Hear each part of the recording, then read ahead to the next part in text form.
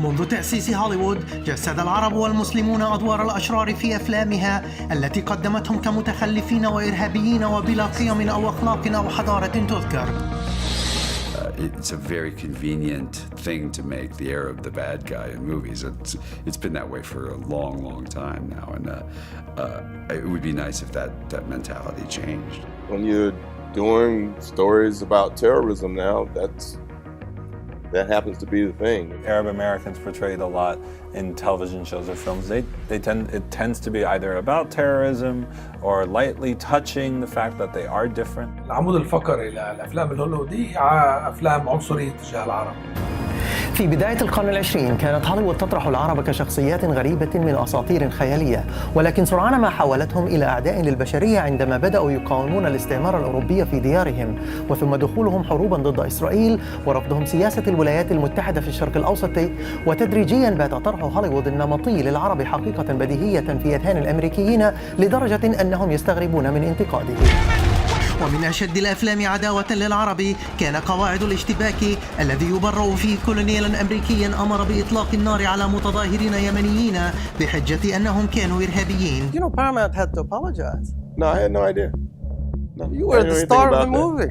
Yeah, but they don't talk to us about those things. I mean, that's like upstairs somewhere. So when you read the script, you didn't feel anything wrong about it? It was a story about American soldiers in a place doing something. It was no different than a story to me about Vietnam.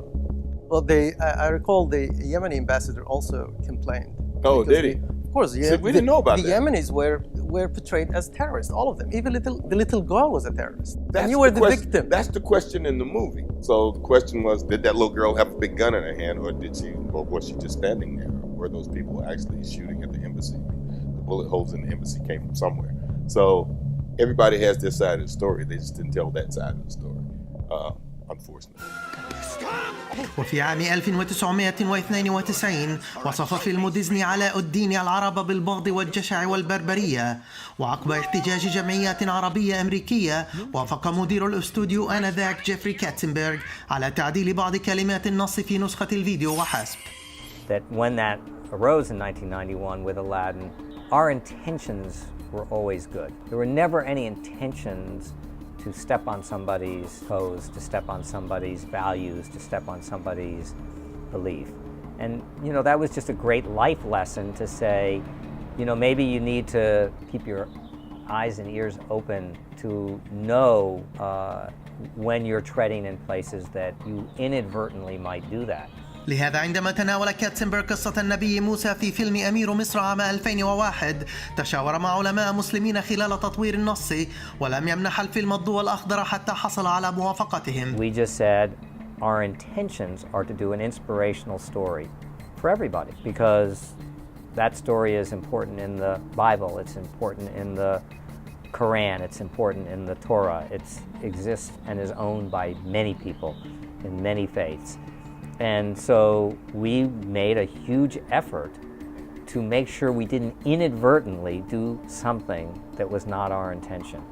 And, you know, I think we mostly succeeded at that. And at the same time, you know, creatively and artistically, we're able to tell our story, to have our integrity as storytellers, and to do something we were very proud of. في العقدين الأخيرين بدأت تظهر أفلام هوليوودية تمنح شخصياتها العربية بعداً إنسانياً من خلال سبر أحداث وأزمات شرق أوسطية خلقتها سياسة الولايات المتحدة الخارجية.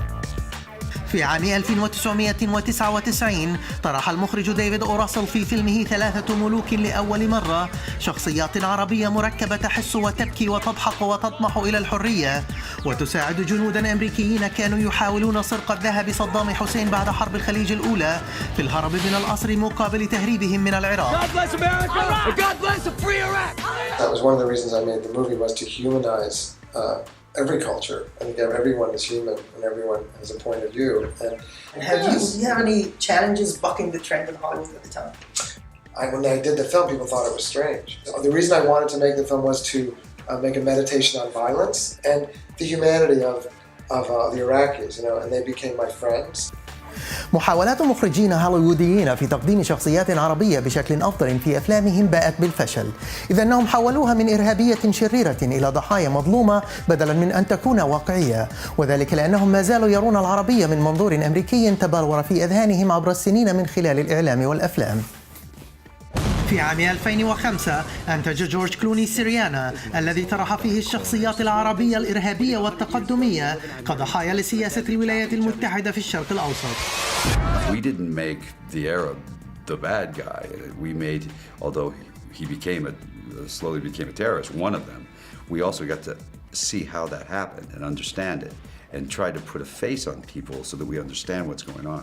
I'm a big believer in not pigeonholing people into.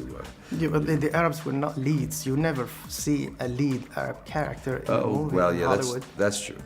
And everything is told from an American perspective. Well, yeah, but that's because we're Americans. You know, if I was living in in an Arab country, it would be told from an Arab perspective. I mean, I can't tell an Arab story from an Arab perspective because I'm not Arab.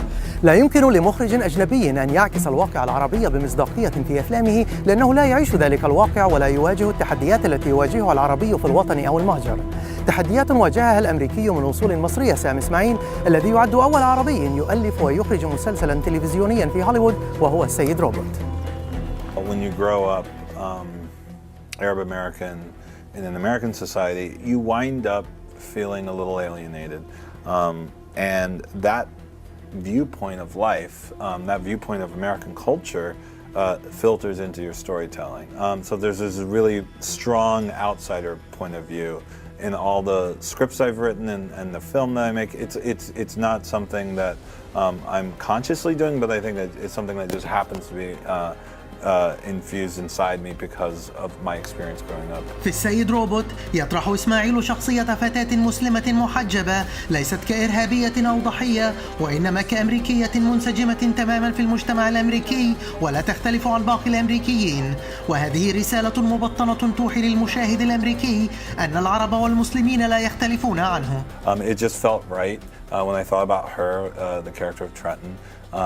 I kind of pictured her with this background of an immigrant who came to America and saw her parents sort of fail in the American dream, and that being like a very strong motivation or compelling motivation for her to join our society and become a revolutionary. She's just a different person who's involved in the group, and she happens to be Arab American. And that part of it was intentional, but that goes for all the characters in the show. I didn't want diversity to be some forced thing in the show. I wanted it to be organic and kind of feel natural to the world. واضح إذن أن للمخرجين العرب دورا مهما في تغيير الطرح السلبي لحضارتهم في هوليوود، ولكن قلة منهم نجحوا في اختراقها.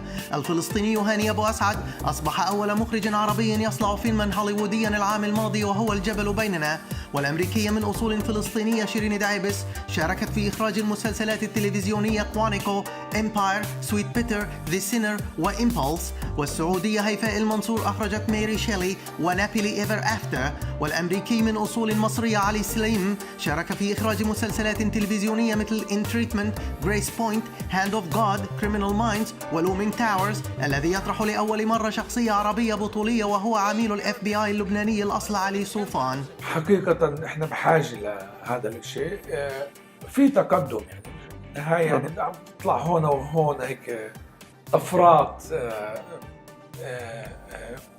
بتعطي صورة جيدة عنا وعن حضارتنا، لكن بتضلها بالهوامش، ففي تحرك بطيء لكن في تحرك للإيجابي. هذه الأيام يستعد أبو اسعد لصنع فيلم هوليوودي جديد، بينما يستعد اسماعيل لطرح قصة عميل اف بي اي مصري الأصل سينمائيا، وتجهز دايبس لإخراج فيلم عن طبيبة أطفال أمريكية من أصول عراقية. How important do you think those voices of filmmakers from the Middle East? They're very important. Like I said, we want to know where you came from, how you exist every day, and what forms the opinion in your life. The majority of Americans probably think that every Muslim in this part of the world wants to kill them. أفلام هوليوود تصل إلى مئات ملايين البشر داخل وخارج الولايات المتحدة، وتؤثر على نظرة هؤلاء تجاه حضارات وشعوب العالم. لهذا على العرب أن ينخرطوا في صناعتها إذا أرادوا أن يضعوا حداً لما يعتبرونه كتاباً مغلوطاً لتاريخهم وتزييفاً لواقعهم وتنميطاً لشعوبهم. حسام عاصي، BBC.